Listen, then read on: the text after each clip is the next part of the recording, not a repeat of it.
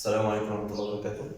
احنا عندنا النهارده هنسوي ديك رومي بطريقة كويسة جدا، طريقة سهلة. هنعمل له محلول نقع وهنشرح ايه هو محلول النقع. هنعمل له التتبيلة بتاعته وهنسويه على درجة حرارة 180 لمدة 4 ساعات. وهنشرح كل التفاصيل. محلول النقع هنحطه، ارفع حصى على نار سخنة بالطريقة دي، ينسون نجمة، فلفل اسود، وقبابة صيني، ورق لوري. هنحط زعتر فريش، وهنحط روزماري فريش، ننزل بشوية سكر، هنكرمل السكر معاهم، او لو في سكر بني ممكن ننزل بيه في المية على طول من غير كرملة، او حتى السكر الابيض ممكن ننزل برضو بيه عادي. وبعدين ننزل في الاول بشوية مية سخنة عشان نفك السكر اللي احنا كرملناش يدينا اللون البني، وبعد كده نكمل بمية ساقعة عادي. ننزل ببصل وتوم وجزر واي خضروات عندنا عطرية، ملح. وهنا الملح بيبقى كميته كتير شوية عشان احنا بنحتاجه في التتبيلة بالطريقة دي.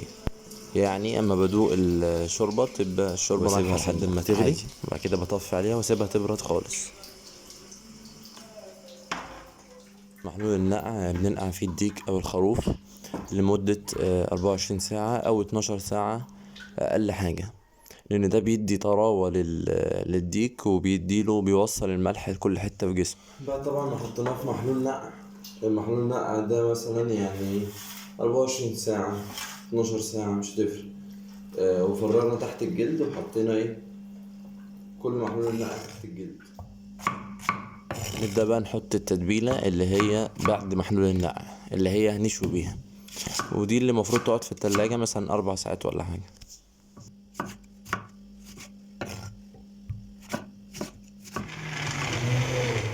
طبعا بعد ما ضربت الطماطم في الخلاط مع الليمون والبصل والبرتقان، هحط عليهم عصير ليمون تاني وملح وفلفل اسود وزعتر فريش، ومش هكتر بهارات تاني، وسنة خل. وطبعا بنحط زيت بالطريقة دي تحت الجلد. ابدأ انا داخل التتبيلة تحت الجلد وفي كل مكان.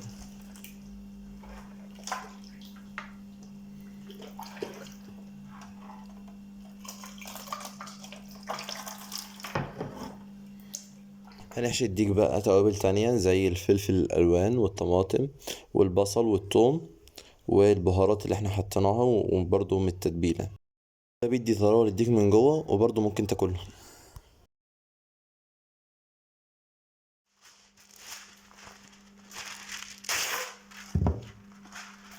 نقفل ورق الزبدة.